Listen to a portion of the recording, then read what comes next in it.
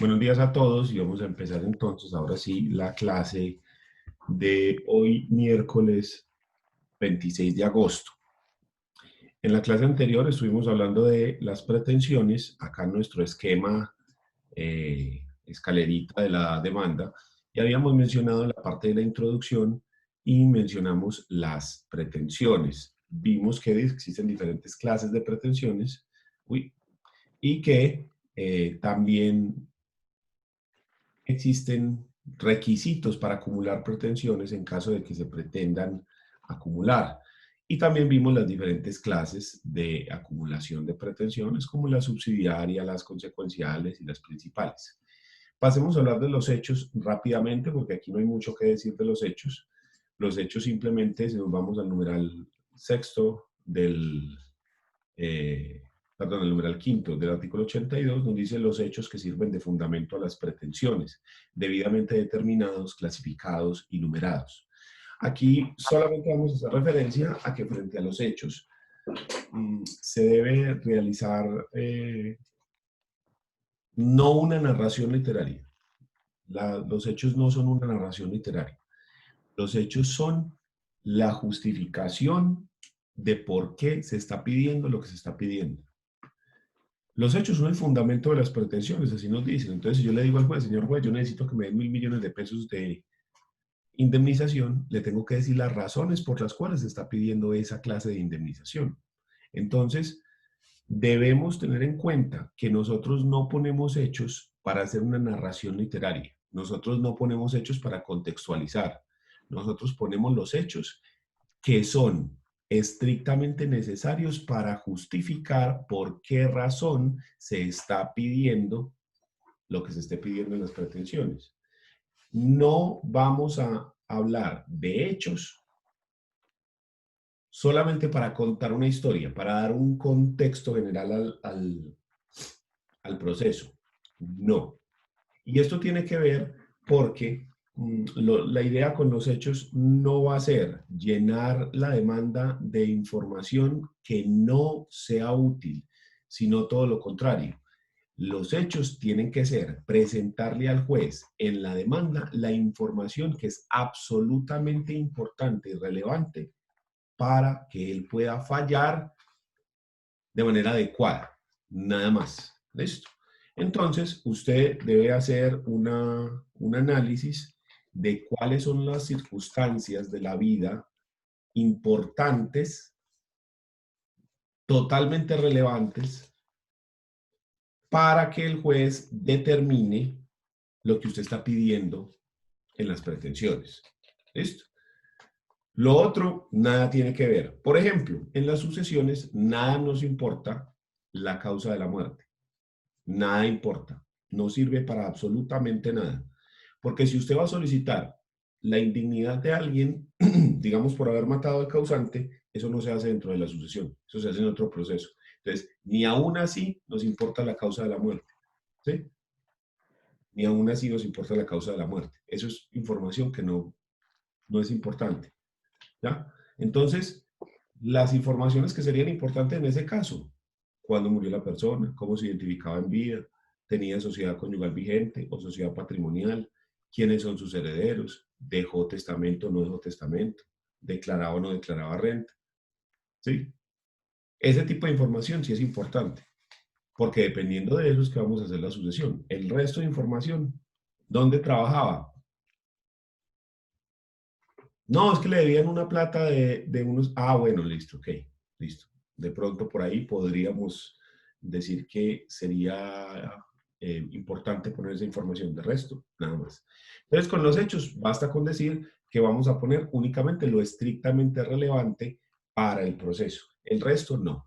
Y esa información la vamos a poner de forma que esté clasificada, numerada y organizada cronológicamente.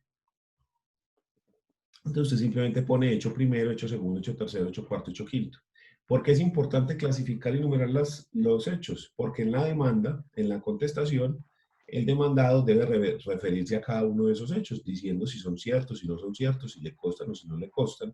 Entonces es mucho más fácil que se lleve a cabo la contestación cuando los hechos están numerados. Hecho primero, hecho segundo, hecho tercero, de forma que yo pueda decir, el primero es cierto, el segundo no es cierto, el tercero no me consta. ¿Listo?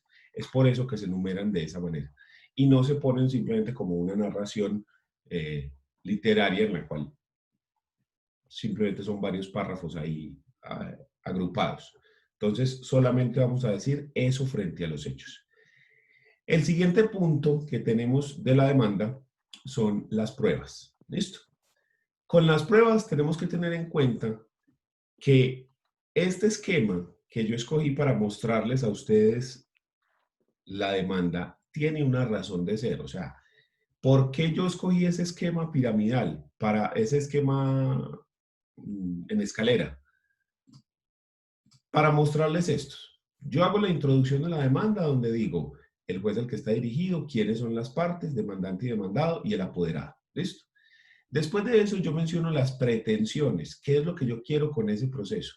¿Qué es lo que yo estoy exigiendo de estas personas que están arriba? ¿Sí? ¿Qué es lo que yo estoy exigiendo? Las razones por las cuales yo estoy exigiendo esto son los hechos. Entonces yo le digo, señor juez, yo estoy pidiendo esto, pero esto lo estoy pidiendo por estas razones. Estas son las razones jurídicas por las cuales estoy pidiendo esto. Y además vienen las pruebas. ¿Cuál es la finalidad de las pruebas? Demostrar la ocurrencia de los hechos. A mí me gusta mucho una frase de Walter Gerard, que eres un historiador, donde dice, la existencia o inexistencia de un hecho radica en la prueba. Entonces, si nosotros nos vamos para el numeral sexto, llega y nos dice acá el código, la petición de las pruebas que se pretende hacer valer, con indicación de los documentos que el demandante tiene en su poder para que éste los aporte. Que el demandado tiene en su poder, perdón, para que éste los aporte. ¿Listo?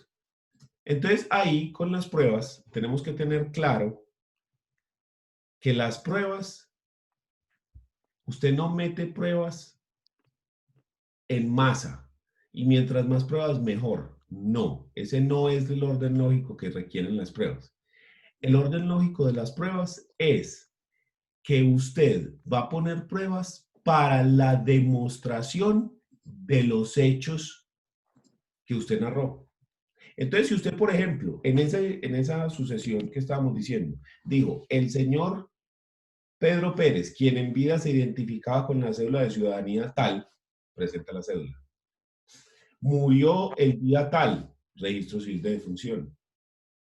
Al momento de su muerte se encontraba casado y con sociedad conyugal vigente con la señora María Tatatá, registro civil de matrimonio. Y le sobrevivían 3 hijos, Hugo, Paco, Luis, registros civiles de nacimiento de esos 3 hijos. Y había otorgado testamento, escritura pública de testamento.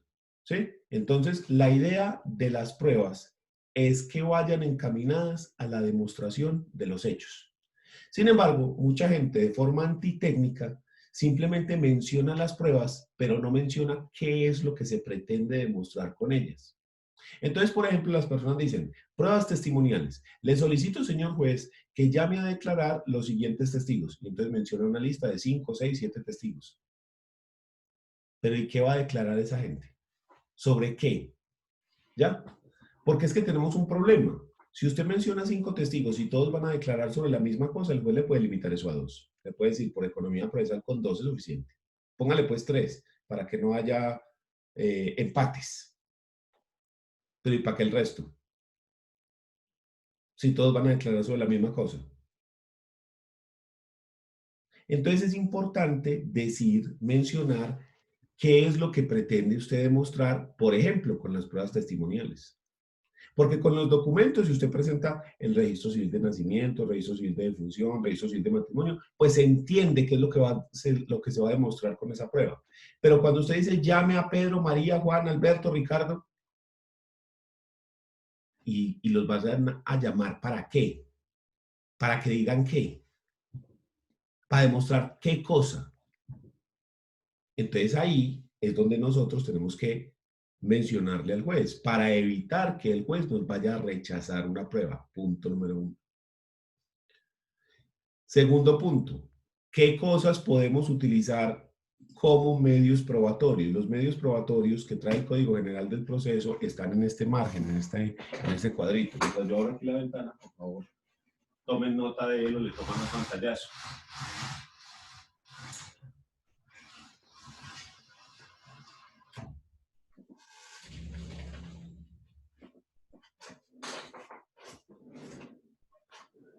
Entonces, estos son los medios probatorios que están regulados en el Código General del Proceso. ¿Cuántos y cuáles podemos utilizar en la demanda? Cualquiera y cuantos quiera. Ya depende del abogado determinar cuáles de estos medios probatorios son los que se requieren o son los que se necesitan para demostrar esos hechos para poder que sus pretensiones salgan avante. ¿Sí? Recordando siempre que la idea de las pruebas es que las pruebas están encaminadas a demostrar la existencia de los hechos. Los hechos son demostrados, entonces mis pretensiones tienen fundamento. ¿Ya? Entonces, si mis pretensiones están fundamentadas porque los hechos están demostrados, el juez debería proceder entonces a darme la razón. Ese es el orden en el que funciona el asunto. ¿Ya? Entonces, puedo utilizar como medios probatorios cualquiera de los de esta lista. La declaración o interrogatorio de parte, cuando yo necesito que la parte, quien es el directamente implicado, declare sobre las condiciones del conflicto, declare qué es lo que la persona sabe, qué es lo que se hizo, porque las partes, mejor que nadie, conocen el conflicto. ¿Sí?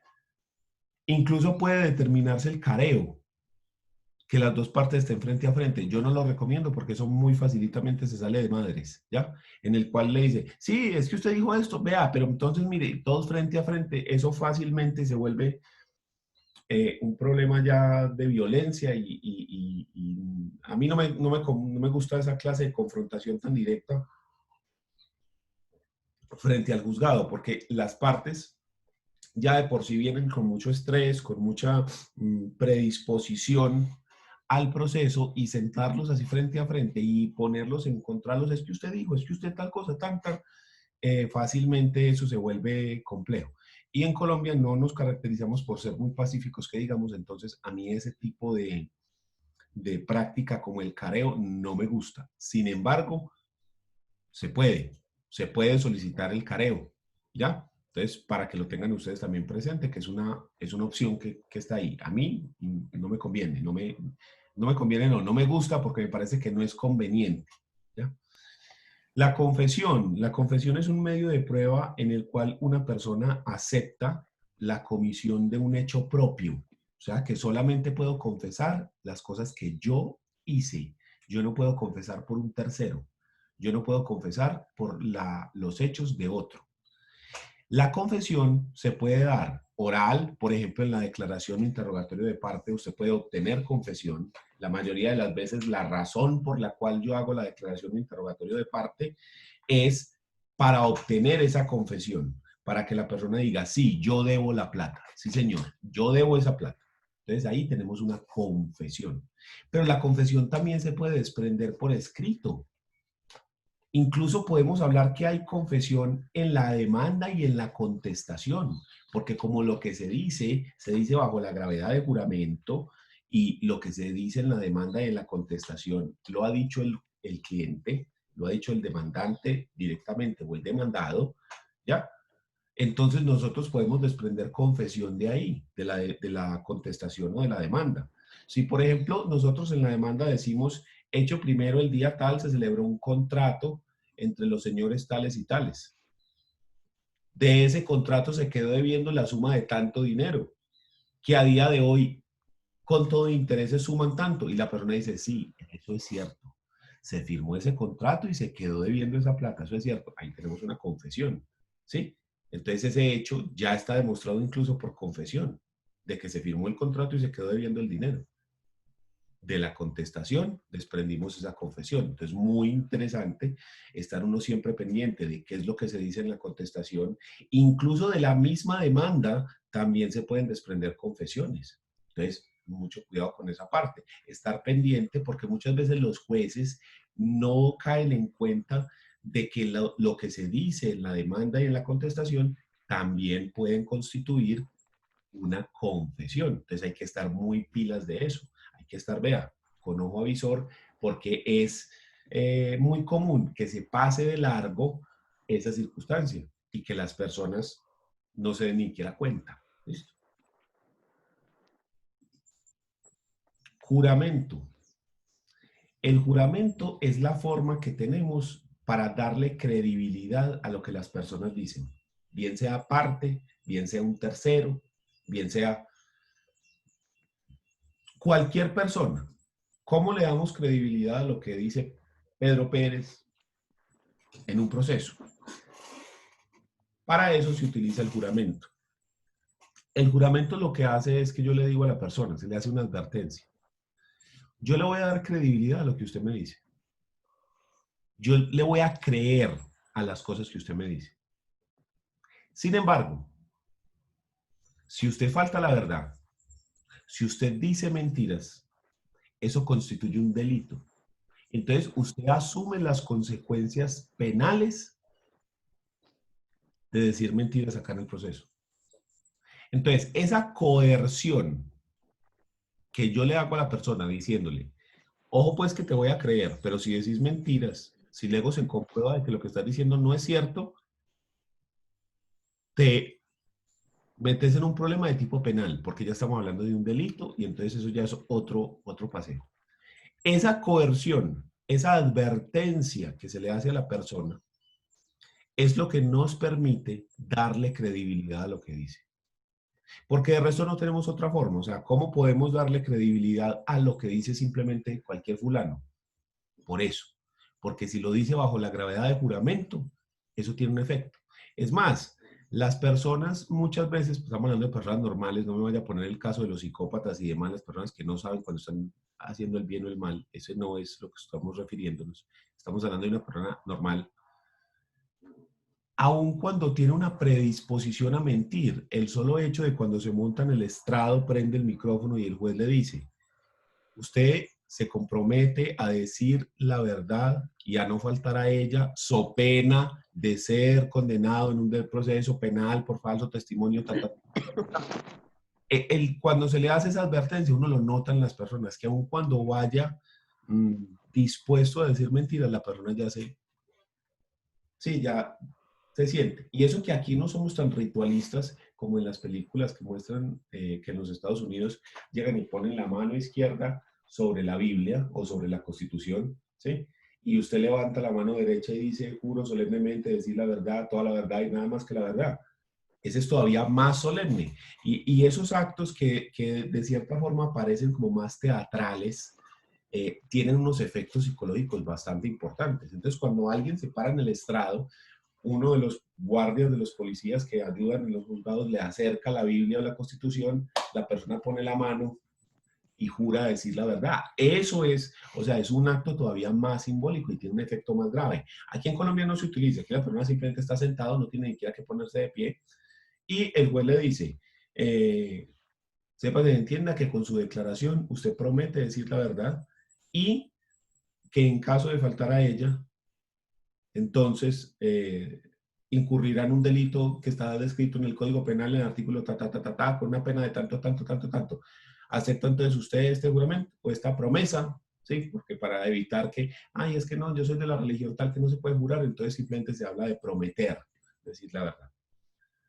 La persona prende el micrófono, sí señor, estoy de acuerdo. Sí, no tiene tanto ritualismo y aún así usted nota que en las personas cambia algo y aún cuando van dispuestos a no decir la verdad, cambia el asunto. Los otros, pues simplemente el testimonio de terceros, los testigos, las personas que escucharon, no les consta cuando no es necesario que esas personas vengan a declarar.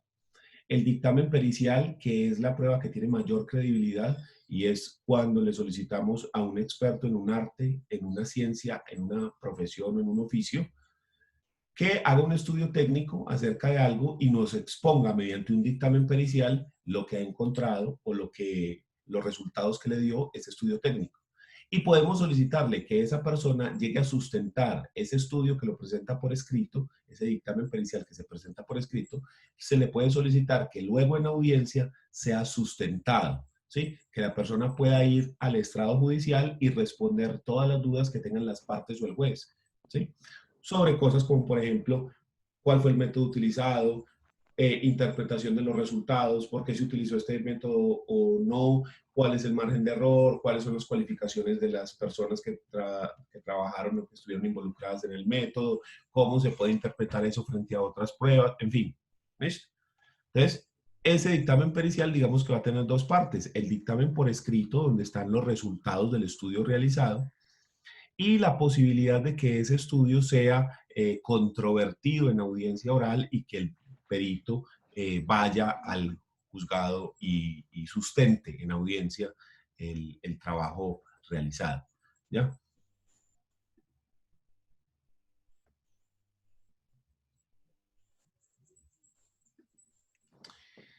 El siguiente es la inspección judicial. La inspección judicial es el método que más credibilidad tiene porque implica que el juez se desplace hasta el lugar de los hechos para constatar con sus propios sentidos qué es lo que está ocurriendo.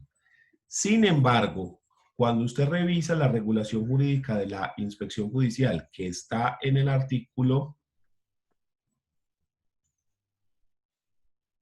236 y siguientes, Profe, ¿me repite por favor la definición de inspección judicial?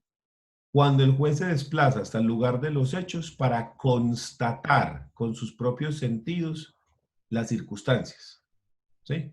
Entonces el juez se desplaza y dice, bueno, a ver, ¿qué es lo que dice? ¿Por qué es que se está haciendo esto? A ver, ¿dónde es que estaba lo que usted decía? ¿Sí? Esa es la inspección judicial. Está regulada en el artículo 236 y siguientes. Pero miren aquí lo importante. Esta prueba casi nunca se practica. Mírenlo acá. Para la verificación o esclarecimiento de los hechos materia del proceso, podrá ordenarse de oficio o a petición de parte el examen de personas, lugares, cosas o documentos. Se puede hacer inspección judicial, no solo de lugares, sino de personas, de cosas o de documentos. Salvo disposición en contrario, solo se ordenará la inspección cuando sea imposible verificar los hechos por medio de videograbación, fotografías u otros documentos, o mediante dictamen pericial o por cualquier otro medio de prueba. Quiere decir que la inspección judicial es subsidiaria. Solo en la medida en la que no se pueda comprobar con otro medio de prueba, se determinará entonces la inspección judicial. ¿Por Profe, qué? me va a dar un ejemplo. Sí, usted le dice, señor juez, vaya a la finca para que vea los linderos. Y le dice, no, ¿sabe qué no? No, pero en el caso de los documentos, ahí sí se me hace raro porque Necesitamos pues hacer ahí una dice que inspección se puede hacer la judicial. inspección de los documentos, pero abajo dice que si no se puede mostrar con otros documentos, entonces ahí Sí, como por que me ejemplo, con perdí. copia. O sea, necesitamos hacer una inspección judicial de los libros de la notaría, ¿sí? Para ver que ese sí sea la escritura pública original. Pues sáquele copia ya. ¿Para qué hay que ir hasta la notaría? Sáquele copia. ¿Ya? Necesitamos comprobar que Ya, eso ya, sí sea ya. cierto, pues entonces decretemos una prueba pericial de grafología para determinar que eso sí es cierto, o sea, que eso sí fue lo que firmaron o no, que esa sí es la firma de la persona, ¿ya? O sea, el problema está en que la inspección judicial solamente se decreta en la medida en la que no exista otra prueba para demostrar esa circunstancia. Casi en ningún proceso se decreta inspección judicial, casi en ninguno. Yo tuve un proceso de reivindicación y luego después la persona demandó, el que estaba en la casa, demandó en prescripción adquisitiva de dominio, diciendo que él era poseedor y aducía que había hecho unas mejoras en la propiedad y solicitó entonces que el juez decretara una inspección judicial para que viera el estado del inmueble y viera las mejoras, que lograra demostrar las mejoras que se habían hecho. Y el juez le dijo que no, que la persona lo podría haber demostrado con las facturas que pagó por esas mejoras, con fotos o videos sobre esas mejoras, ¿sí? Que no era necesario desplazarse hasta el lugar de los hechos porque esas mismas mejoras se podrían haber demostrado con otras circunstancias. Profe, entonces ese medio de prueba se usaba de pronto antes que no existía la facilidad de pronto de fotos, videos y todo lo demás. Sí, es que es un medio, o sea, estas regulaciones son muy antiguas. La inspección judicial existe hace siglos, pero siglos, ¿sí?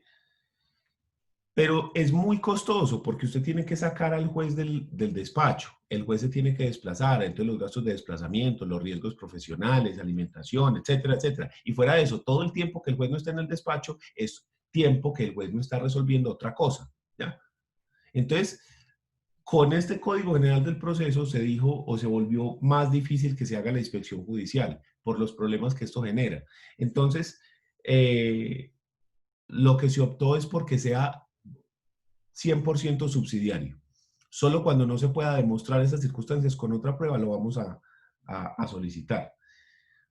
Porque además también se está presentando. ¿Cuál es la idea de la inspección judicial? Que el juez se desplace y él verifique con sus propios ojos. Porque al ver él con sus propios sentidos, escuchando, viendo, tocando, pues construye su convencimiento. Entonces es la prueba que más credibilidad tiene. Porque si el juez lo está viendo, pues ahí está.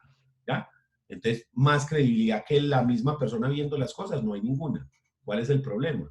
Que el juez no se puede desplazar por fuera del área de su competencia. Entonces, si es un juez municipal de Medellín, no se puede desplazar a Envigado, por ejemplo, o no se puede desplazar a Bogotá o a Cartagena, ¿sí? Porque él no se puede salir de su área de competencia, hacer esas inspecciones.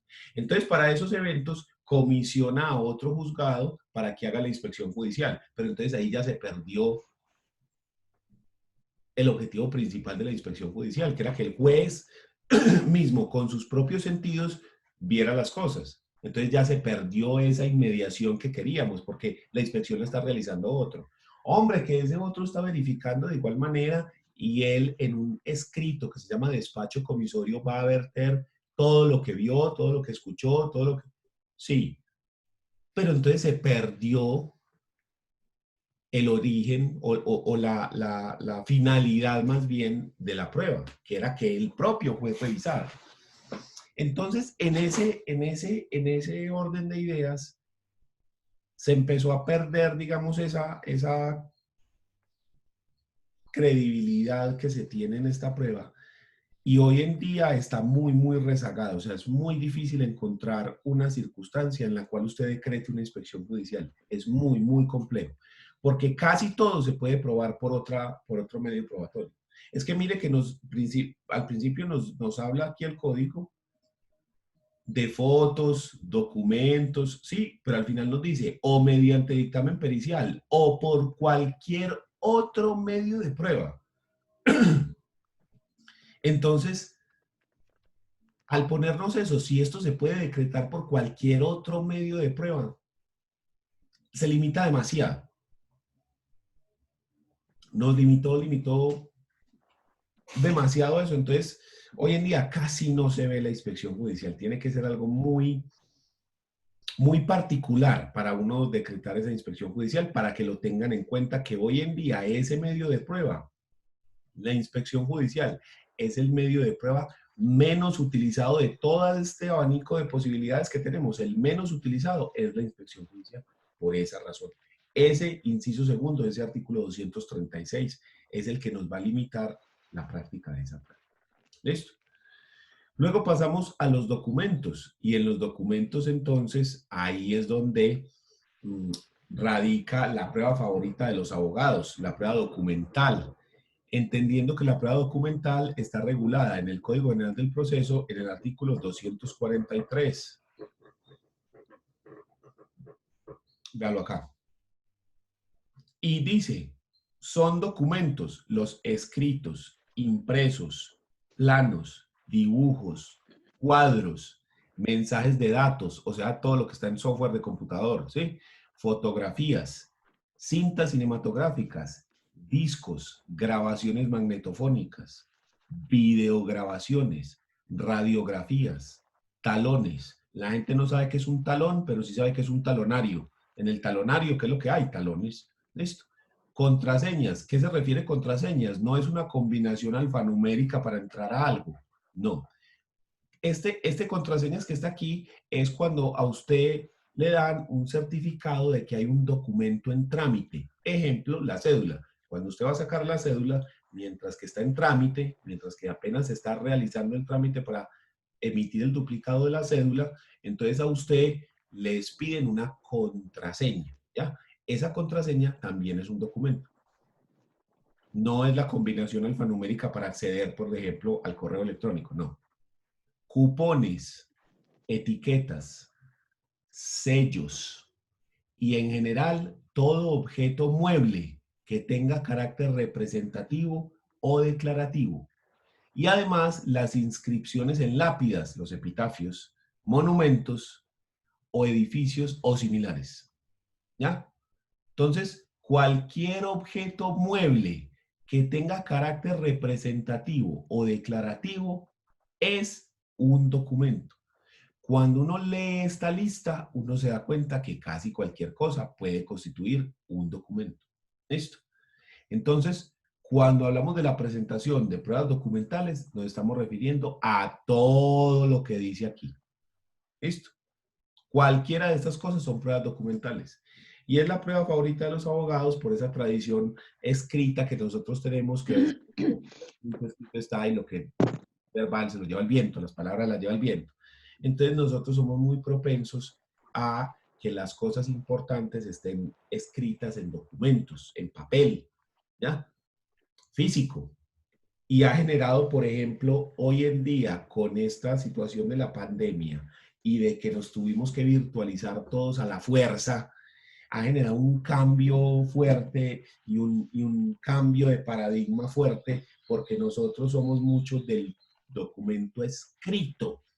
Y aunque el documento digital también es un documento que tiene el mismo valor, a la gente le genera muchísima desconfianza. Por ejemplo, cuando se sacó el decreto 806 del 2020, que es el que regula la administración de justicia de manera virtual, uno de los grandes puntos que las personas empezaron a criticar es que hoy en día usted puede presentar la demanda de manera digital. Sí, la manda al juzgado. Pero que el poder, la gente empezó a criticar que el poder estuviera también digitalizado, que no necesita la presentación personal, pero desde esto hace años. O sea, lo de la presentación personal no lo quitó Duque, eso viene desde la ley antitrámite, solo que nosotros nos quedamos rezagadamente porque somos contumaces y seguimos haciéndole presentación personal a los documentos en las notarías. Pero entonces la gente decía, pero ¿cómo así? Entonces usted manda un documento ahí con cualquier mamarracho como firma y entonces ya se entiende que tiene poder. No, pero ¿cómo así? Eso va en contra de la naturaleza misma del proceso. O sea, ¿usted cómo va a verificar que el abogado sí tiene poder o no? Y es por lo que les digo, porque hay un rezago, una reticencia a pensar y a creer que el único documento válido es el documento físico en papel, impreso, manuscrito.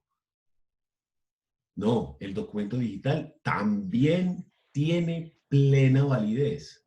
El documento digital también es posible presentarlo como prueba dentro del proceso. ¿Listo?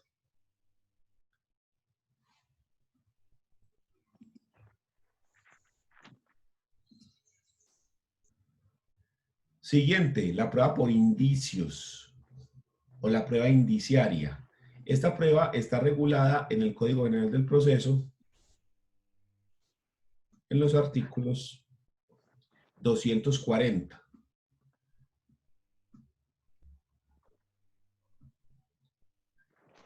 Indicios. Para que un hecho pueda considerarse como indicio, deberá estar debidamente probado en el proceso. ¿Qué son las pruebas por indicios? Los indicios son varios hechos que, interpretados de cierta manera, llevan a concluir o a demostrar otro hecho. ¿Sí? Ejemplo, yo quiero demostrar que la compraventa que se hizo sobre esa casa es ficticia, que es una compraventa simulada. ¿Cómo lo hago? ¿Quién le vendió a quién? Pedro le vendió a Juan. Juan es su hijo. Juan tiene 18 años. no declara renta. O sea que Juan no trabaja, no tiene ingresos, ni tiene patrimonio. Y sin embargo, Juan es el que aparece como comprador de ese apartamento que vale 750 millones de pesos. Dentro de la cuenta bancaria de Pedro no aparece recepción por 750 millones de pesos. ¿Sí? Y Pedro sigue viviendo en el apartamento.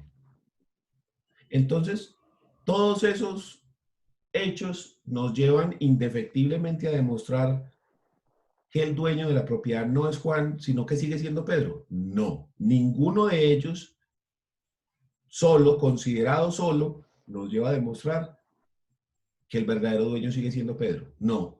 Pero cuando los interpretamos todos juntos y decimos es que es justo el hijo y el hijo tiene apenas 18 años y no tiene trabajo y por eso no declara renta, porque usted puede que no tenga trabajo pero tenga muchos bienes que le dejaron en herencia o demás y tiene dinero suficiente, no, este ni siquiera declara renta, ¿sí? La persona en las cuentas bancarias no aparece que haya recibido ese dinero y si fuera eso sigue viviendo ahí en la misma propiedad. Todo eso nos lleva a deducir que eso es una compraventa ficticia, que el verdadero dueño sigue siendo Pedro, que eso no se hizo ahí nada, ahí no hay ningún negocio, ni siquiera es una compraventa simulada parcialmente, en el cual no es compraventa sino donación, no, eso sigue siendo de Pedro, es una compraventa donde hay una simulación absoluta, donde el negocio es totalmente ficticio, ¿ya? Entonces, el problema de la prueba por indicios es que yo tengo que demostrar plenamente cada uno de esos hechos para que luego constituyan indicios. Mire que ahí nos lo dijo el 240, que para que un hecho pueda constituir indicio, tiene que estar plenamente demostrado dentro del proceso. Pero el problema es que la prueba indiciaria es muy débil, es muy endeble. Con un solo hecho que desvirtúe, que entre a controvertir lo que se dice, ya cambia. Porque llega ese pelado y dice, sí, pues yo me acabé de ganar el baloto, vea. Ahí tiene suficiente plata con que pagar eso. Y no declaro renta porque es que apenas me lo gano este año, lo tengo que declarar el otro. Ah, ya, roto. ¿Sí me entienden? Entonces, el problema de la prueba indiciaria es que es muy frágil, pero hay algunos procesos en los que la única forma de demostrar es mediante pruebas indiciarias. La clave está en que cada uno de esos hechos, que son los indicios, estén debidamente probados dentro del proceso. Debidamente probados, ¿cómo? Con cualquiera de los medios probatorios que acabamos de ver. ¿Listo? Y por último está la prueba por informes. Esta prueba por informes que está regulada en el Código General del Proceso a partir del artículo 275.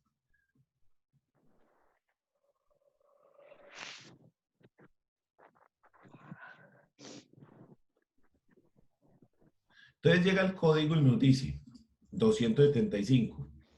A petición de parte o de oficio, el juez podrá solicitar informes a entidades públicas o privadas o a sus representantes o a cualquier persona sobre hechos, actuaciones, cifras o demás datos que resulten de los archivos o registros de quien rinde el informe. Básicamente, ¿qué? Cualquier persona natural o jurídica que tenga archivos o registros, a cualquiera de esas se le puede solicitar una prueba por informes. Es muy común, por ejemplo, que a los bancos se les solicite, señores Bancolombia, favor rendir un informe de cuáles son los productos crediticios que tiene Daniel Lopera y el saldo a la fecha de los mismos. Entonces Bancolombia va a llegar y va a decir, ah, sí, Daniel tiene una cuenta de ahorros con tanto saldo, una cuenta corriente con tanto saldo, fuera de eso tiene una fiducuenta de... ¿Sí? ¿A quién más se le podría pedir? A la DIAN, lo que le estaba diciendo ahorita. Dígame cuál ha sido la declaración de renta de la persona en el último año, para saber si sí tiene capacidad económica. Entonces la DIAN dice, no declara o no declara renta, por ejemplo. Dígame. Digamos, esos documentos se los puede pedir el abogado o eso tiene que ser directamente el juez porque eso no es cosa de reserva legal. Es que usted se los pide al juez para que el juez los decrete. Ah, ya. Listo, profe, gracias. O sea, usted le dice, señor juez, le solicito que decrete como prueba las siguientes. Y entonces usted le pide que oficie a la DIAN para que que oficie al banco para que Sí, entonces es el juez el que les da la orden a ellos de que rindan el informe. Entonces, así, claro, esos documentos están protegidos por habeas data. Entonces, ¿qué? ¿Cómo se puede levantar la habeas data? Por orden judicial. ¿Y usted cómo logra eso? Le pide al juez que él pida la prueba, que usted necesita esa información. Usted no la puede obtener, entonces que sea él el que la pida. Y ya. Es muy común, es muy común. Por ejemplo, en las sucesiones se hace muchísimo, sobre todo con las cuentas bancarias, porque muchas veces los bancos no le dicen a los herederos que quedaron cuánto es lo que quedó en la cuenta. Y entonces usted necesita identificar cuánto es lo que hay de saldo a la fecha para poder repartir eso entre los herederos. Entonces usted fácilmente le pide el informe al banco de cuánto es lo que queda en la cuenta. ¿Listo? Entonces, esos son los medios de prueba. ¿Ya? Usted puede utilizar cualesquiera y cuantos quiera de esta lista, siempre y cuando todos los medios probatorios que usted vaya a presentar siempre cumplan con los requisitos probatorios. Entonces, ustedes se tienen que acordar de teoría general de la prueba, donde le hablaron de los requisitos probatorios, que son estos 4 que están aquí: conducencia, pertinencia, utilidad y ausencia de prohibición legal. La conducencia es la idoneidad, que la prueba sí sea idónea para demostrar eso. ¿Sí? Que yo sí pueda, con esa prueba que está pidiendo, demostrar ese hecho. Recuerden que todas las pruebas están encaminadas a demostrar un hecho. Entonces, la conducencia o idoneidad, que es lo mismo, se traduce en que usted sí pueda, con ese determinado medio probatorio, probar ese hecho. Porque como todas las pruebas están encaminadas a demostrar un hecho, entonces que yo con esa prueba sí pueda demostrar ese hecho. ¿Listo? ¿Será que yo sí puedo demostrar la capacidad económica de una persona con la declaración de renta? Sí, porque es que ahí debe decir si usted tiene un patrimonio de tanto a tanto, si tiene ingresos superiores a tanto, debe declarar renta. Si usted no declara, es porque no tiene un patrimonio superior a tanto y no tiene ingresos de tanto al año. Entonces, ahí tenemos declaración, la forma de demostración de la capacidad económica de alguien, por ejemplo. ¿Sí? Entonces, es muy importante determinar que con la prueba que yo vaya a presentar al juzgado, sí se pueda demostrar efectivamente el hecho que yo pretendo demostrar. Que usted sí lo pueda demostrar. ¿Listo? Pertinencia, que lo que usted está demostrando, el hecho que usted está demostrando con esa prueba, sí tenga relación con la controversia que se está discutiendo en el juzgado. Quiere decir que será impertinente todos los hechos que no tengan nada que ver con el conflicto. Entonces, en un proceso de divorcio, por la causal primera, todos los hechos que estén, todas las pruebas que estén encaminadas a demostrar las relaciones sexuales extramatrimoniales son pertinentes. Pero si usted presenta, digamos, un dictamen de medicina legal, donde el señor le pegó a la señora, pero usted nunca pidió que se decretara el divorcio por violencia intrafamiliar, eso no tiene nada que hacer ahí. Si usted está pidiendo el divorcio por la causal primera del 154, que son las relaciones sexuales extramatrimoniales, nada tiene que hacer en esa demanda la denuncia por violencia. Nada. ¿Sí? Porque si usted no está pidiendo el divorcio por esa causal. Ah, no, que lo está pidiendo por las dos. Ah, listo, venga a ver. Venga a ver que ahora sí. Entonces la clave está en que el hecho que usted pretende demostrar sí tenga una relación con el conflicto, ¿sí? Con el conflicto general, o sea, ¿qué es lo que se está peleando en este proceso? ¿Listo?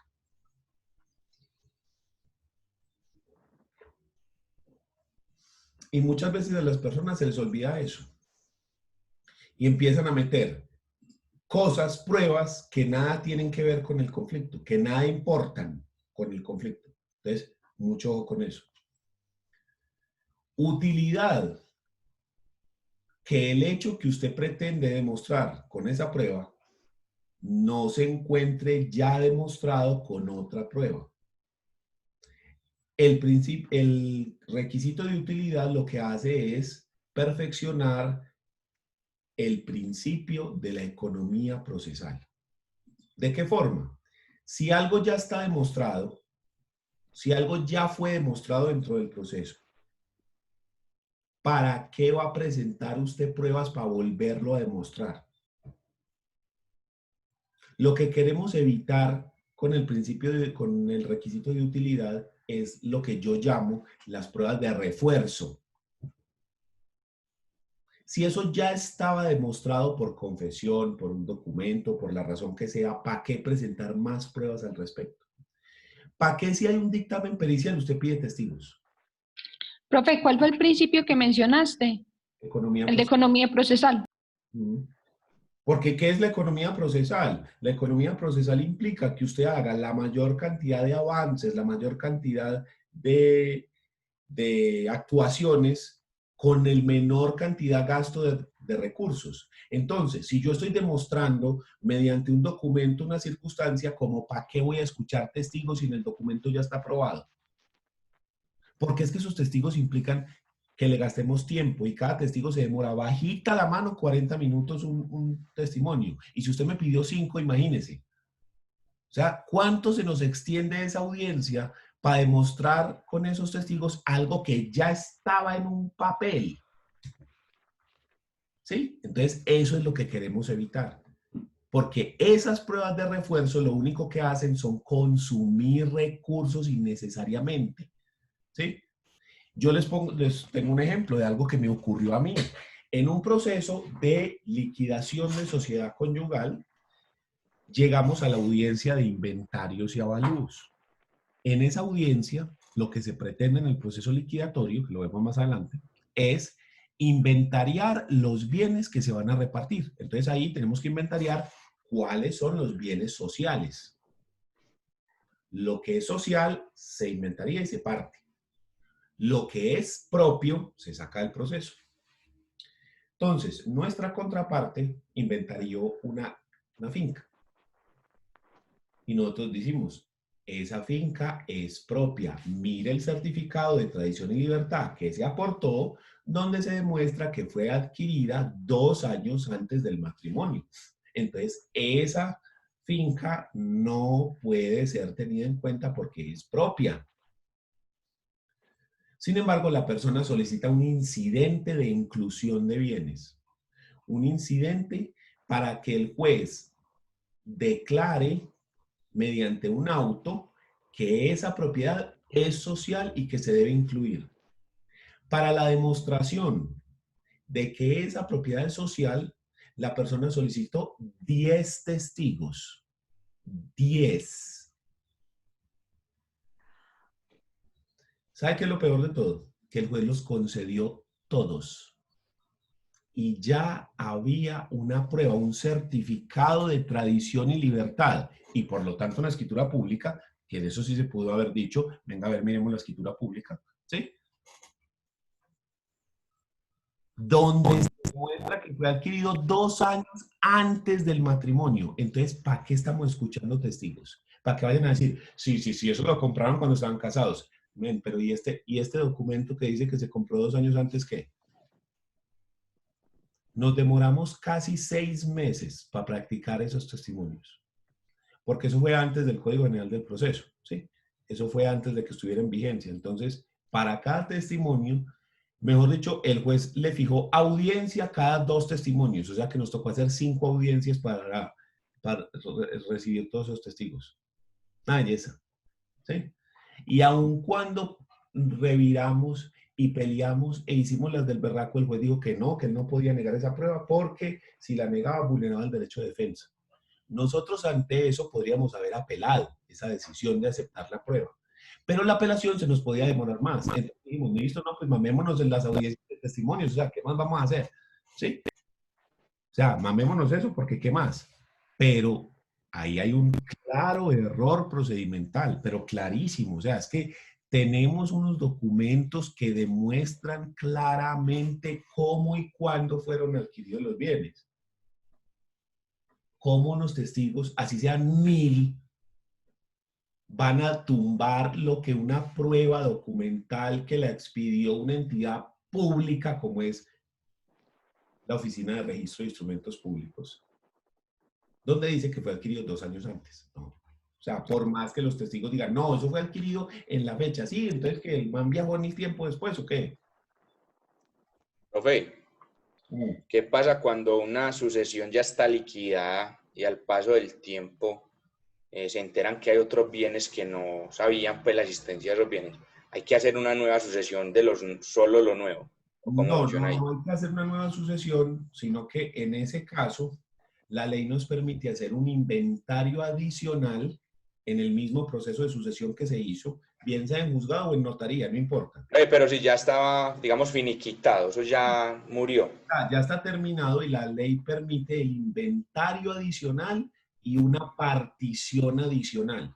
Entonces yo mando un memorial al juzgado donde se tramitó la sucesión y le solicito que reabra el proceso que finalizó hace un año, ¿sí? O voy a la notaría y solicito que se haga una complementaria a la que se hizo hace un año de inventario adicional de bienes o deudas y partición adicional, ¿ya? Inventario y partición adicional. No hay que hacer otra sucesión, sino que se adiciona a la que ya está hecha. Gracias. Entonces, ahí tenemos la utilidad, ese requisito probatorio, la utilidad. Y ausencia de prohibición legal, pues su nombre lo indica, que el medio probatorio no esté prohibido o que no se haya obtenido con la vulneración de los derechos de las personas, en cuyo caso hablamos de la licitud de la prueba, el principio de licitud probatoria, ¿sí? Y entonces ahí es donde uno entra a mirar la forma como se obtuvo la prueba, que no se haya vulnerado derechos a la hora de obtener la prueba, que la prueba no se haya obtenido en contra de lo que dice la ley. Por ejemplo, las famosas chuzadas que cada rato sale, vea, que chuzaron a este o que chuzaron a aquel. La prueba de interceptación de comunicaciones es válida siempre y cuando un juez de control de garantías haya permitido la interceptación de la comunicación, ¿sí? Profe, ¿me repite por favor la definición de ausencia de prohibición legal? Pues que, o sea, la ausencia es que la prueba no esté prohibida por la ley, ¿ya? Aquí nos estamos refiriendo a que la prueba no vulnere el principio de licitud probatoria. ¿Sí? En teoría general de la prueba, cuando usted ve los principios, se habla del principio de licitud. Y entonces en ese principio de licitud le dicen a usted qué es una prueba lícita, qué es una prueba ilícita, qué es una prueba inconstitucional, etc. Le hablan de la famosa teoría del fruto del árbol envenenado, que si una prueba es obtenida ilegalmente, las otras pruebas, aun cuando se hayan obtenido legalmente, quedan, digamos, manchadas por eso. Entonces, digamos, cogen a una persona en el aeropuerto llevando droga, en alerta aeropuerto, positivo para clorhidrato de cocaína. Y entonces lo cogen, lo meten a un cuarto y lo torturan. Mediante esa tortura, la persona dice, vea, sí, el que me dio la droga fue Pedro, Juan, Alberto, y fue en una bodega y en una casa en tal parte, y entonces yo fui en la dirección tal y tal y tal, y allá me metieron la droga y me van a pagar tanto y tanto. Listo, entonces con esa información se va la persona para un juez de control de garantías, solicita un allanamiento a la bodega tal. Efectivamente, dentro de la práctica del allanamiento, encuentran a unas personas que son capturadas legalmente, encuentran 20 toneladas de cocaína y encuentran un dinero. ¿Listo? Sobre esas personas, entonces, los llaman a declarar y esas personas avientan a otros tantos y van y les hacen allanamiento y los cogen. Muy bien, todas esas pruebas se fueron al carajo y todo se fue. Nada, no valió nada, todo el mundo toca darlo libre. ¿Por qué razón? Porque todas esas pruebas fueron obtenidas por la tortura que se le realizó al otro muchacho.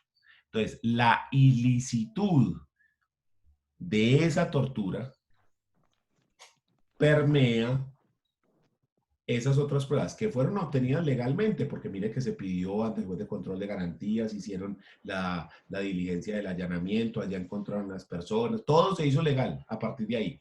Pero como el origen de todo eso fue la tortura, todo eso, vea, y para la calle. Profe, cuando se quiere probar, por ejemplo, un acoso sexual y la grabación es indispensable, o sea, las grabaciones o videos, ¿esas pruebas también están consideradas con ausencia de... Es que, ¿cuál es el problema?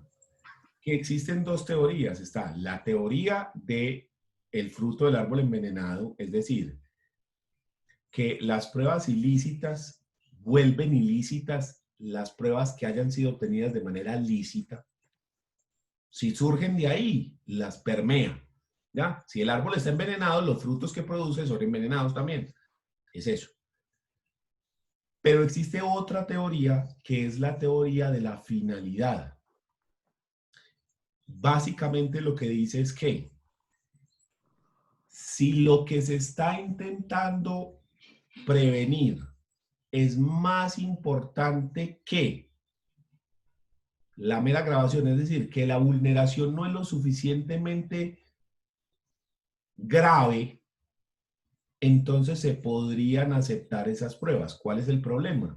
Que el fin justifica los medios.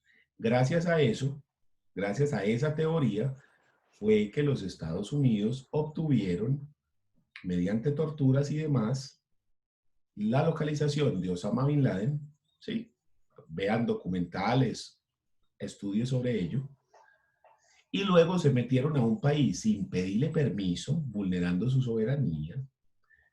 Llegaron a una casa, mataron a una gente sin juicio, sin nada, cogieron el cadáver, se lo llevaron a un portaaviones, lo identificaron como Osama Bin Laden, y dijeron, ah, este man es, muy bien, vamos a tirarlo al mar y no le vamos a decir a nadie dónde está, para que no se vuelva un sitio de peregrinaje, ni se vuelva eso no se vuelva él un mártir, que se olviden la conciencia. Y lo tiraron al mar por ahí.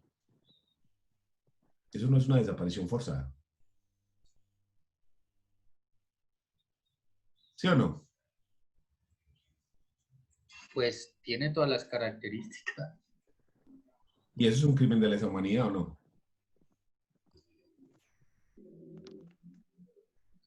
Pero como el tipo fue el que craneó el atentado donde murieron 3.500 personas en Estados Unidos, más la bomba que ya habían puesto allá mismo en las Torres Gemelas, que también mató otro tanto de gente, ¿sí?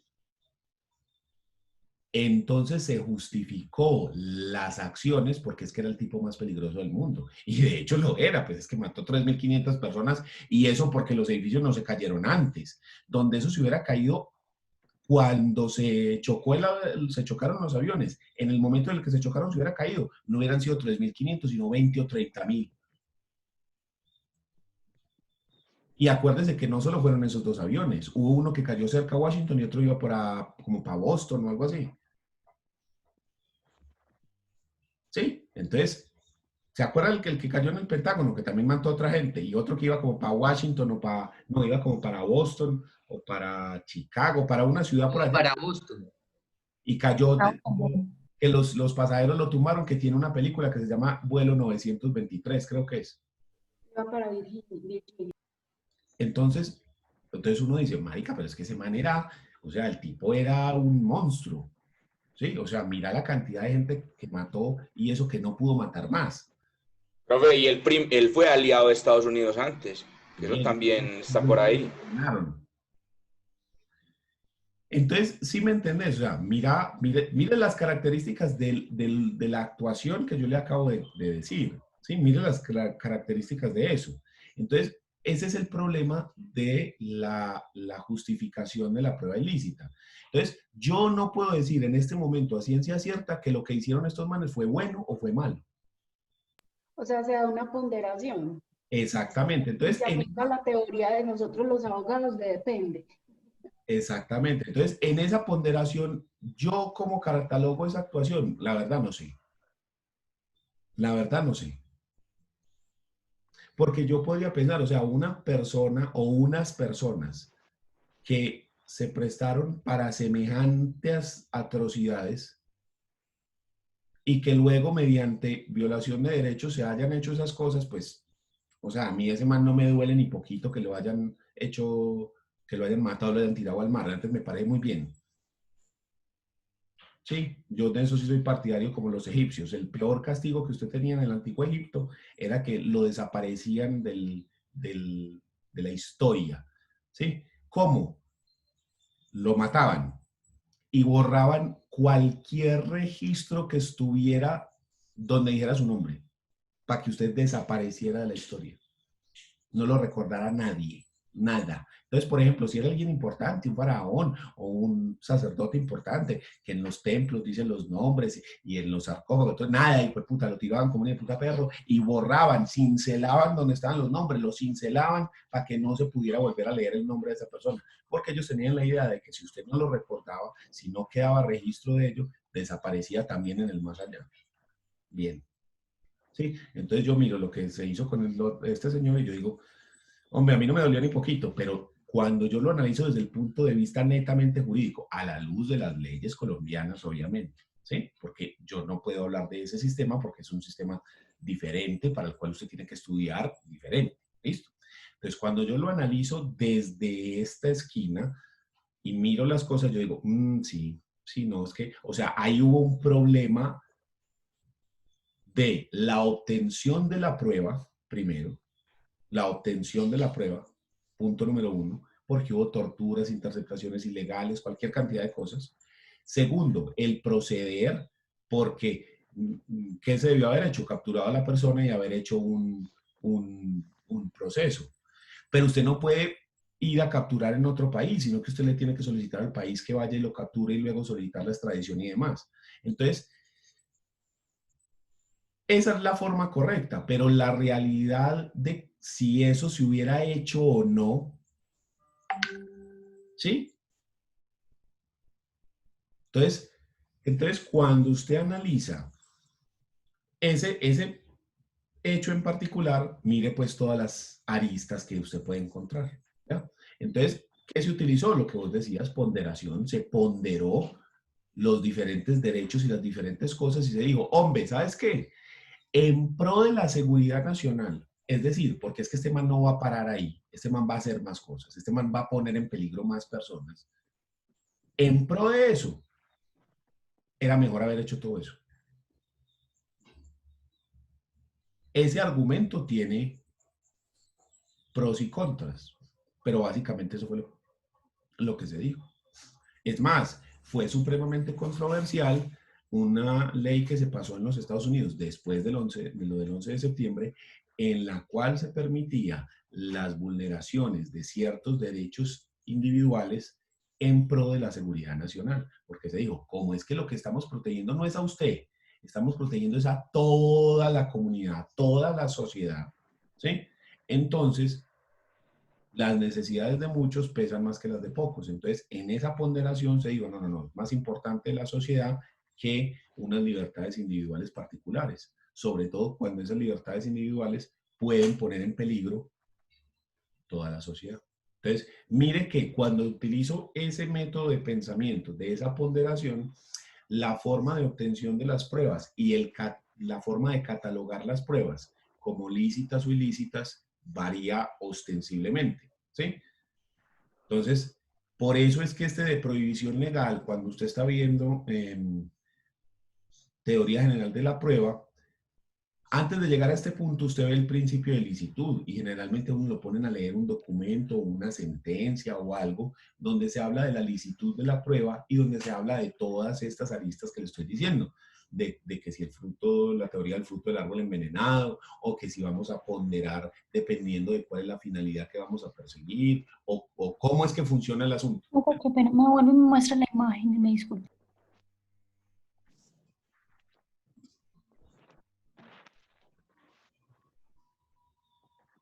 Entonces, en un proceso, si queremos hacer valer una determinada prueba, la que sea, cualquier medio probatorio, la prueba tiene que cumplir con estos 4 requisitos. No es que cumpla con 1 o con 2, es con los 4. Con uno solo que se incumpla, tenemos una prueba que no puede ser aceptada o incluida dentro del proceso. no es posible poner una prueba si no cumple con los 4 requisitos.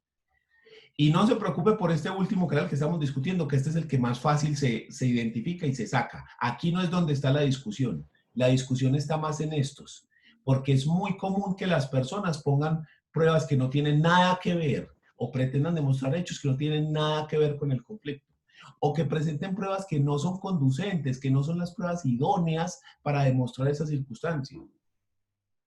O que vuelvan y me presenten esas pruebas de refuerzo, como lo que le estoy diciendo de esos testigos, que dele y dele y dele y dele y dele y dele y dele y probando y así, con a veces la finalidad ulterior de dilatar. Entonces, ahí es donde el juez tiene que estar pilas, de mirar cuáles pruebas va a decretar y cuáles va a rechazar. El problema es que no todo mundo maneja los requisitos probatorios con la misma técnica. Generalmente las personas manejan el probatorio sin técnica jurídica, sino simplemente ponen las pruebas, todas las que se les ocurra. Mientras más pruebas haya, mejor. No, así no funciona el asunto. ¿Listo? Entonces, usted, a la hora de hacer una demanda, siempre piense y usted mismo hágale el análisis de los requisitos probatorios de las pruebas que usted está pidiendo. Que sí sean las pruebas conducentes, es decir, que sí la prueba idónea, que con eso sí se pueda demostrar el hecho, que sea pertinente, que tenga relación con el conflicto que se está dando, que no esté demostrado ya con otra prueba y que sea una prueba lícita. En esa medida en la que nuestro análisis diga, sí, está bien, cumple con los 4, listo, pídala e ingrésela. Listo. Entonces ahí tenemos los requisitos probatorios. Entonces mire todo el recorrido que dimos, que implica, para poder hacer este recorrido, que usted ya haya visto teoría general de la prueba y que usted ya haya visto procesal civil general, porque usted ya le habíamos mencionado esto en procesal civil general. Entonces, para hacer todo este recorrido, nos tuvimos que meter por varias materias. ¿Listo? Entonces, ya tenemos las pruebas, o sea que ya tenemos ese numeral sexto y ya llegamos hasta este escalón. Sin embargo, el siguiente numeral del código nos habla de el juramento estimatorio cuando sea necesario. El juramento estimatorio es otro medio de prueba. Lo que pasa es que es un medio de prueba nuevo, novedoso, que se introduce con el Código General del Proceso. Específicamente lo vamos a encontrar en el artículo 206 del Código General del Proceso. A ver, ¿dónde está?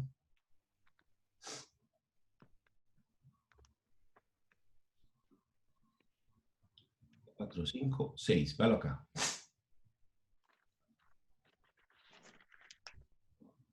Entonces, el juramento estimatorio nos dice: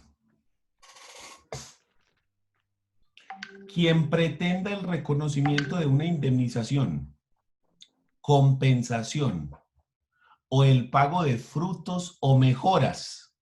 Entonces, pongámoslo en un cuadrito. ¿Cuándo se necesita juramento estimatorio?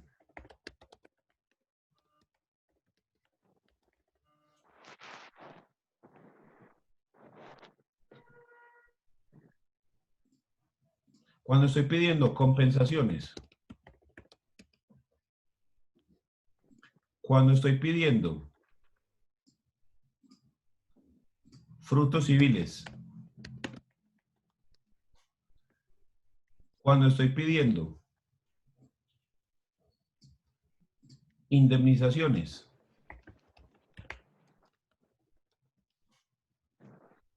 O cuando estoy pidiendo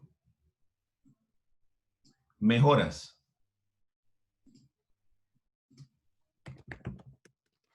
En estos eventos necesito juramento estimatorio.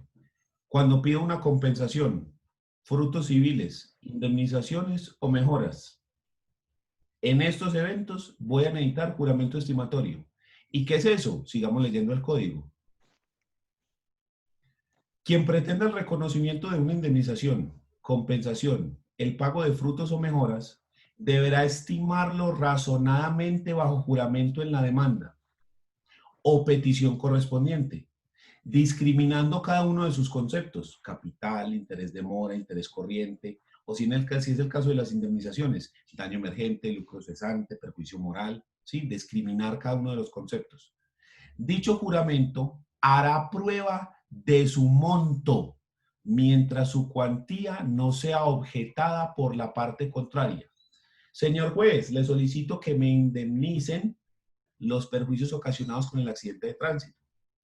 Esos perjuicios yo los estimo en la suma de 20 millones de pesos. Si esa cuantía no se está discutiendo, lo que se está discutiendo es si hubo responsabilidad civil o no, pero nunca se discutió el monto de los perjuicios. Entonces, estos perjuicios quedaron demostrados por esa estimación que usted dijo. O sea que el juramento estimatorio sirve, su función es demostrar el monto de la compensación, indemnización, frutos o mejoras de estas cosas. Sirve para demostrar el monto de esto si no se ha discutido el mismo durante el proceso. Entonces yo, con ese juramento estimatorio, demuestro lo que se me debe de compensación, lo que se me debe de frutos, lo que se me debe de indemnización, lo que se me debe de mejoras. ¿Qué pasa si se discute? Entonces ya el juramento estimatorio no será válido y entonces tendremos que presentar, digamos, un dictamen pericial, en fin, cualquier otra prueba para la demostración de estas cosas.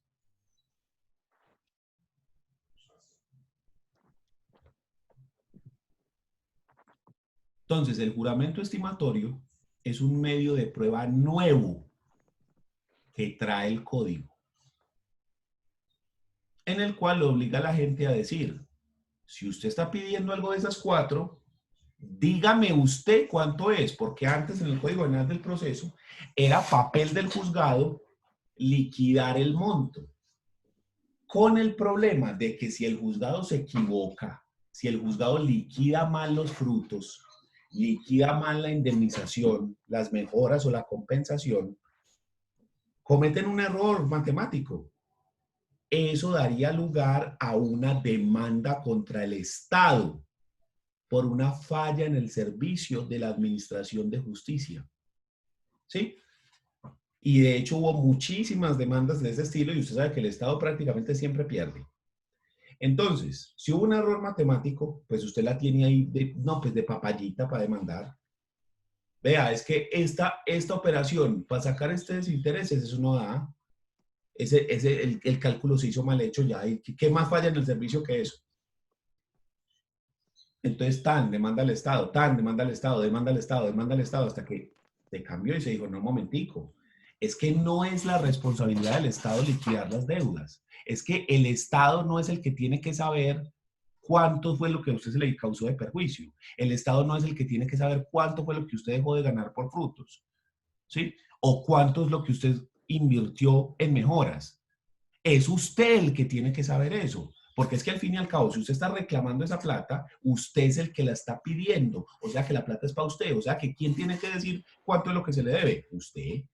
Entonces lo que hicimos fue cambiar la responsabilidad de haber dicho eso, la cambiamos del juzgado, se la cambiamos al demandante. Y ahora es el demandante quien tiene la responsabilidad de decir cuánto es lo que se le debe.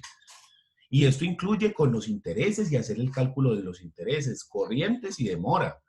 Y es el que tiene la obligación de saber cuánto es lo que se le debe por perjuicios morales, porque es que eso antes lo tasaba el juez. Y entonces si lo tasaba mal, responsabilidad para el Estado. ¿A qué ha llevado esto? Que los abogados les ha tocado o aprender a liquidar perjuicios o contratar a un contador o a alguien que maneje el tema para que esa persona le haga la liquidación y pueda decir usted, es que lo que yo solicito que se me debe es tanto. Tanto de capital, tanto de intereses, tanto. ¿Sí?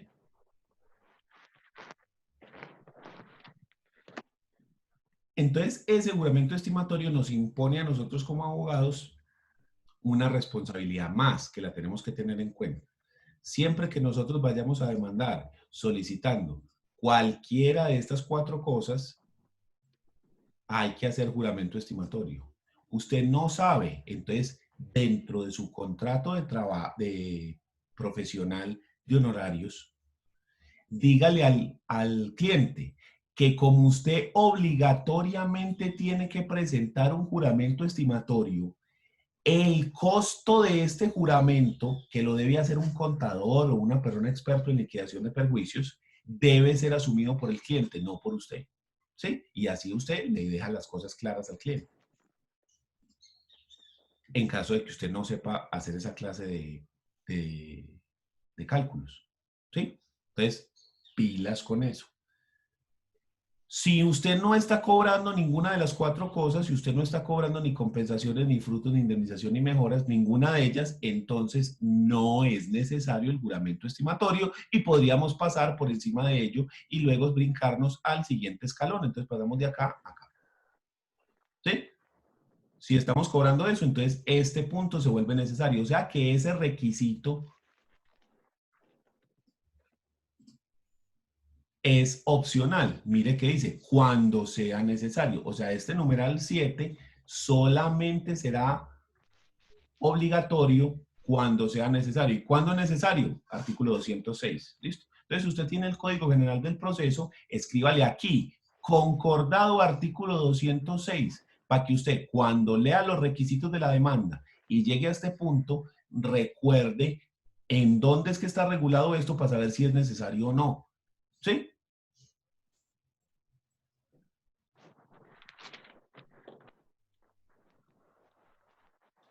Los fundamentos de derecho. Es el siguiente punto. Cuando hablamos de fundamentos de derecho, nos vamos a referir a las normas jurídicas sustanciales y procesales que usted pretende hacer valer dentro del proceso.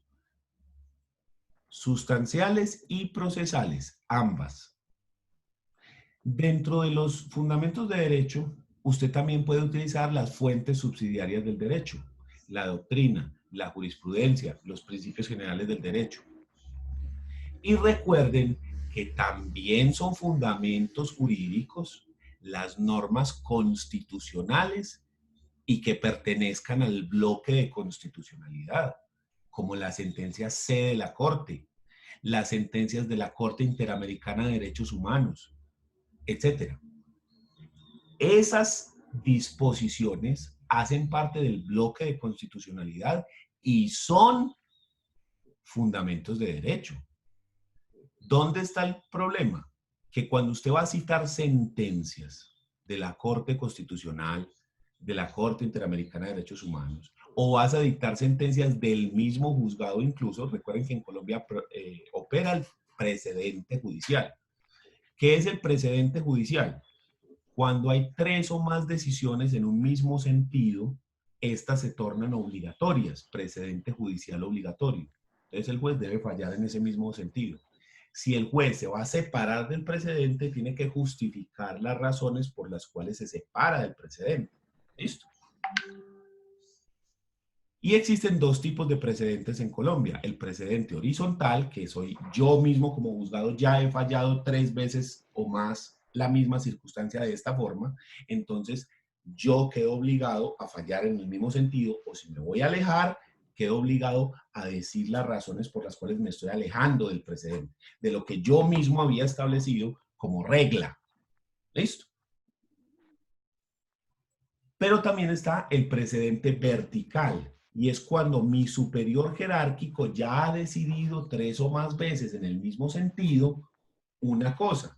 Entonces, en ese orden de ideas, como el superior jerárquico ya decidió frente a ese aspecto, yo quedo obligado. Entonces ahí podemos citar sentencias, por ejemplo, de los tribunales o sentencias de la Corte Suprema de Justicia en sala de casación civil.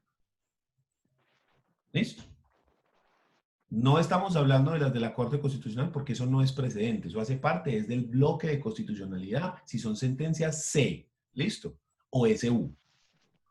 o la Interamericana de Derechos Humanos. También eso hace parte del bloque de constitucionalidad. Entonces eso se cita es como parte del bloque de constitucionalidad obligatorio, diferentes al precedente, donde yo le estoy diciendo, esto ya se resolvió por usted o por un superior. De esta forma, hay un precedente el cual usted no puede evadir al menos que justifique las razones. Entonces, cuando yo voy a citar sentencias, tengo que poner el extracto de la sentencia que necesito que el juez haga valer. No me basta solamente con mencionar el radicado de la sentencia. Tengo que ponerle el pedazo específico de la sentencia que el juez, que yo solicito que el juez aplique. ¿Listo? Para que eso quede claro. Y cuando se trata de un precedente judicial obligatorio, hay que mencionar las decisiones. ¿Cuáles son las decisiones que constituyen el precedente? Eso es más difícil, sobre todo nosotros que no tenemos la costumbre, como en los Estados Unidos, de trabajar con el precedente judicial, de ir a buscar las sentencias. Es más difícil, pero se puede, está permitido. En Colombia el precedente judicial tiene aplicación. ¿Listo? Dame un segundo, yo voy por más algo.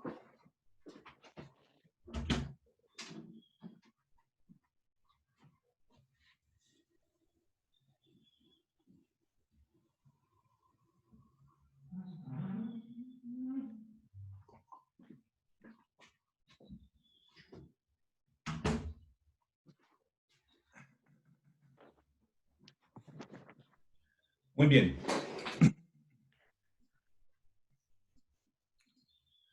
Entonces, ya estamos acá. Luego pasamos a la competencia, que es el siguiente numeral del código. PAN, la cuantía del proceso cuando su estimación sea necesaria para determinar la competencia o el trámite. Entonces, cuando sea necesario, usted le debe expresar al juzgado cuál es la competencia, es decir, cuál es la cuantía del proceso, porque la cuantía determina la competencia. ¿Listo?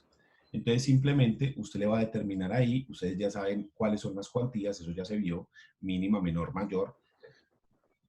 Entonces, aquí simplemente usted le dice al juzgado cuál es la cuantía del proceso y por qué razón es él competente para conocer de ese asunto. ¿Listo? Y luego pasamos a las direcciones de notificación, ¿sí? Que están reguladas acá. Y llega y nos dice el lugar y la dirección física y electrónica. Y hoy en día con el decreto 806, más cuidado todavía.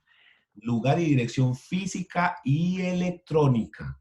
Nada más ayer un compañero de la universidad presentó una demanda y me mostró que se la inadmitieron porque en el poder no adjuntó o no dijo en el poder la dirección electrónica. Déjenme, yo miro si tengo por acá el... Es una demanda ejecutiva, denme un segundo.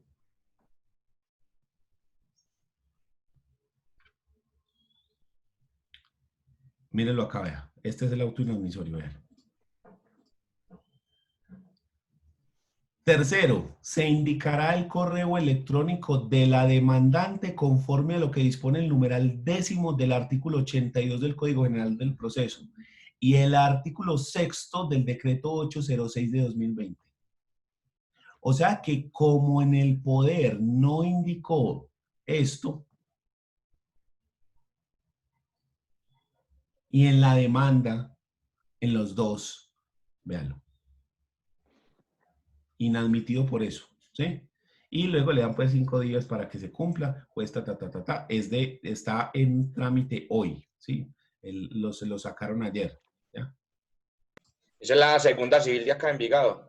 Sí, sí, se presentó aquí en Envigado y se lo inadmitieron la demanda, la notificaron por estados ayer, entonces tiene 3 días para reponer el auto si va a pedir cualquier recurso, ¿sí? Si no va a pedir ningún recurso, entonces tiene 5 días para subsanar ese auto, ¿ya? O sea, para subsanar los requisitos que le pidieron.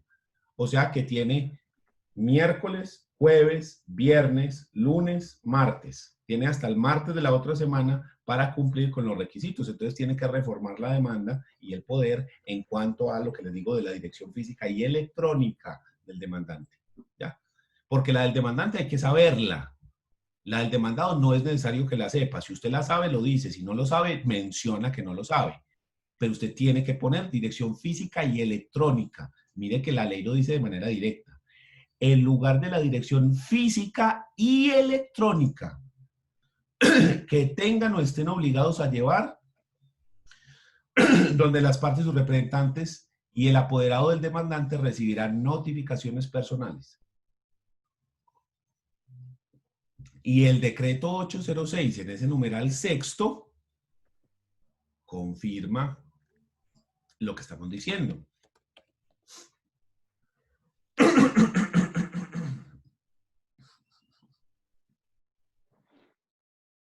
Venga, busquemos acá en el decreto 806. ¿Dónde están los artículos de eso? Que eso tiene, el decreto 806 tiene una justificación al principio gigantesca. Artículo 1, 2, 3, 4, 5.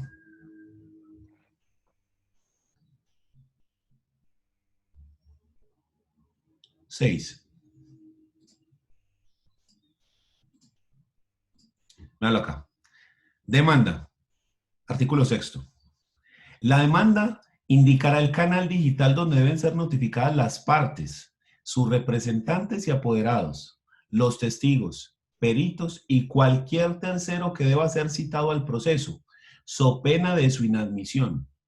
O sea que no es solamente la dirección electrónica del demandante, sino que si usted mencionó testigos en las pruebas o peritos, también debe decir la dirección electrónica, porque recuerden que los testigos pueden ser llamados a declarar dentro del proceso, y como ya hoy en día se hace todo así por Zoom, virtual o por Teams o por cualquier de esos medios, entonces eso tiene que... Mami, mira, aquí te va una cucharita para que te comas.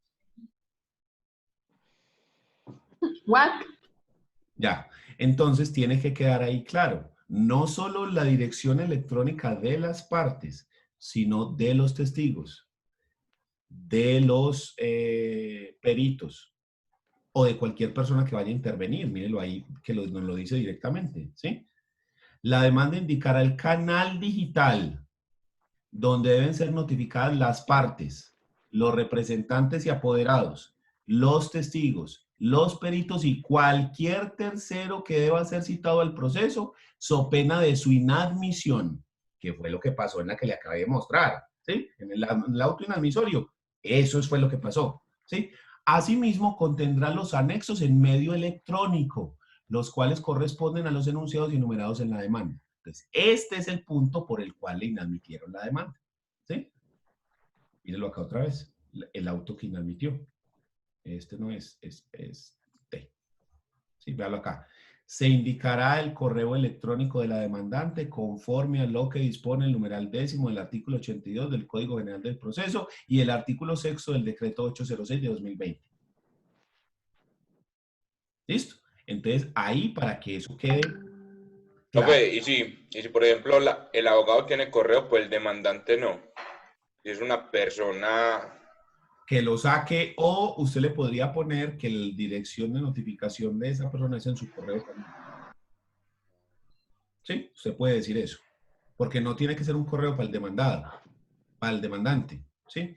Usted puede decir el correo personal de la persona, o si la persona no lo quiere sacar, o no lo tiene, o no lo sabe sacar, pues lo puede recibir en su correo también, en el suyo. Pero lo ideal es que usted le diga, venga, ¿sabe qué? Sáquelo. Es que hoy en día, venga, hagamos aquí una cuenta rápida en Hotmail y su correo va a ser este. Es que usted, ¿qué se demora para sacar un correo?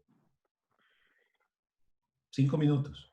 ¿Sí? Entonces no tiene problema. No, pues es que yo no lo sé sacar. Venga, yo le ayudo ya mismo y lo sacamos. ¿Sí?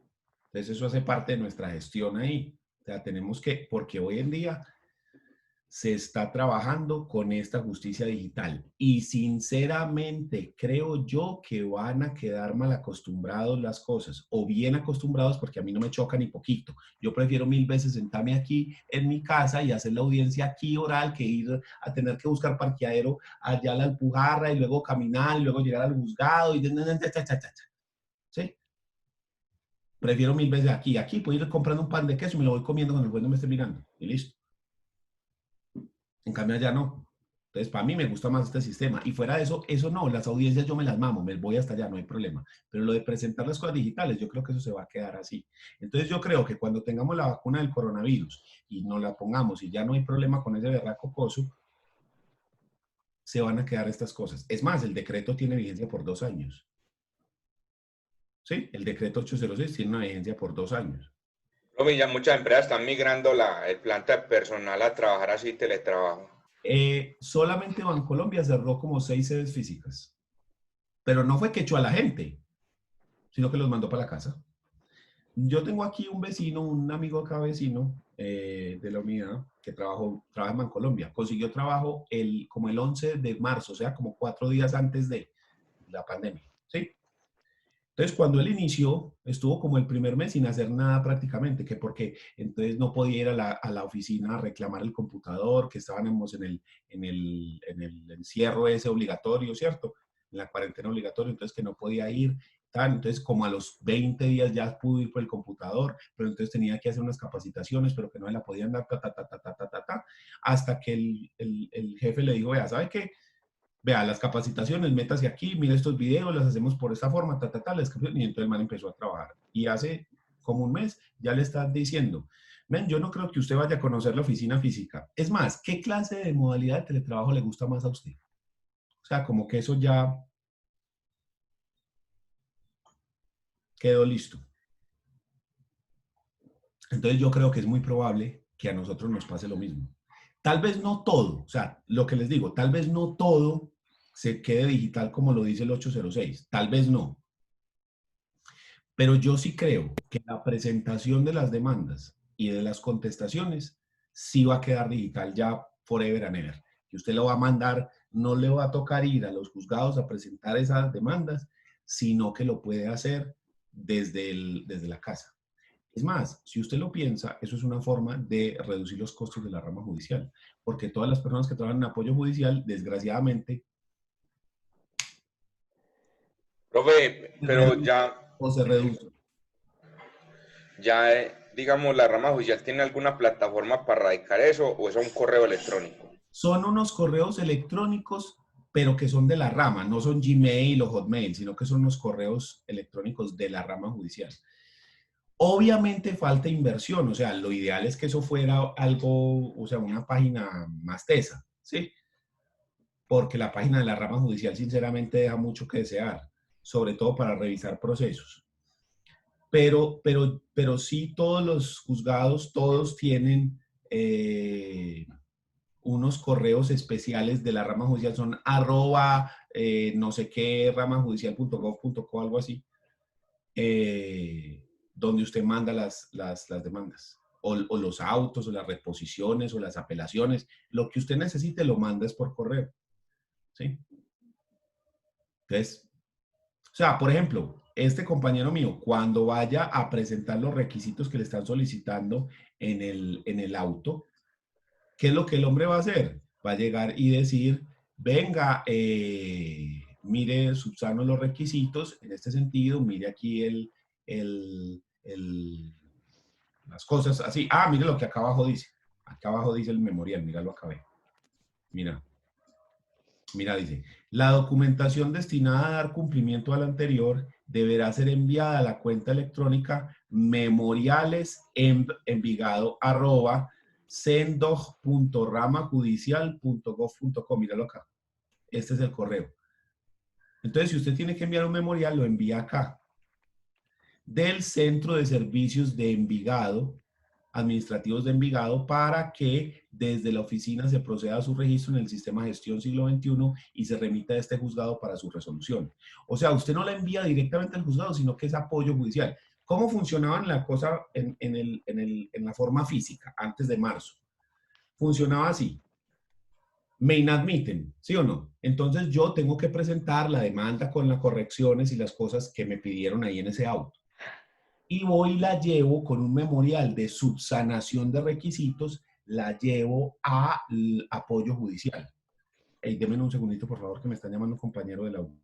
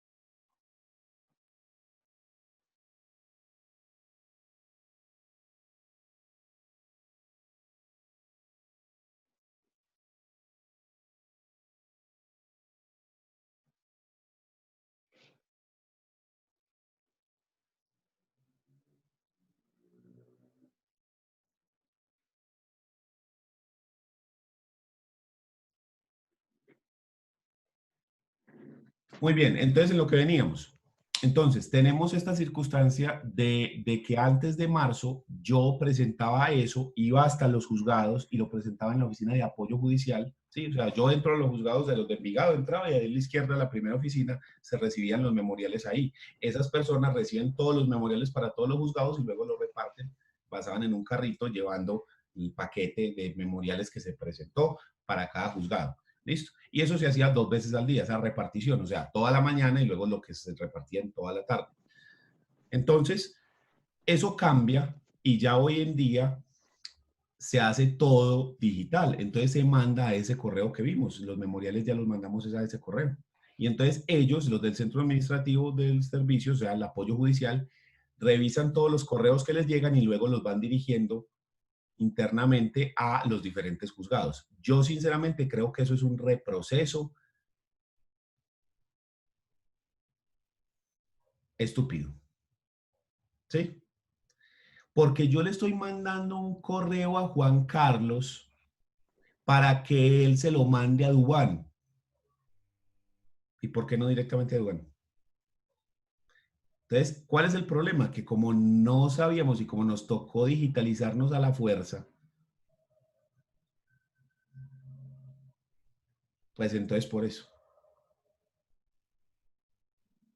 Entonces hay una forma en la que no toque echar a la gente del centro de servicios. Sí, usted puede poner a la gente del centro de servicios, repartirla entre los juzgados y que esa persona del juzgado primero o segundo o el que sea esté pendiente de lo que recibe el juzgado del correo. Y simplemente él, su trabajo es recibir los correos, registrarlos en el sistema y ya. Pero enviarlo directamente al juzgado, ¿sí? Porque, pues mire el auto, o sea, esto lo saca el juez primero o segundo de familia. Bueno, el juez de allá, la jueza, ¿cierto? Pero yo no se lo envío directamente al juzgado, sino que se lo envío al centro de servicios para que ellos se lo envíen al juzgado. A mí, sinceramente, me parece que eso es un reproceso, pero bueno.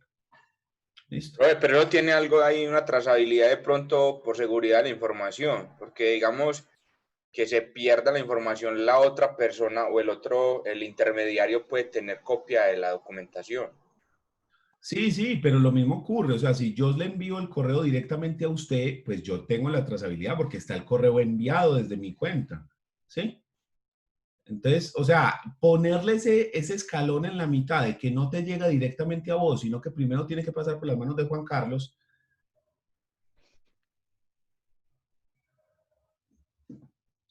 Ok, bueno, listo. Pero a mí sinceramente me parece que es un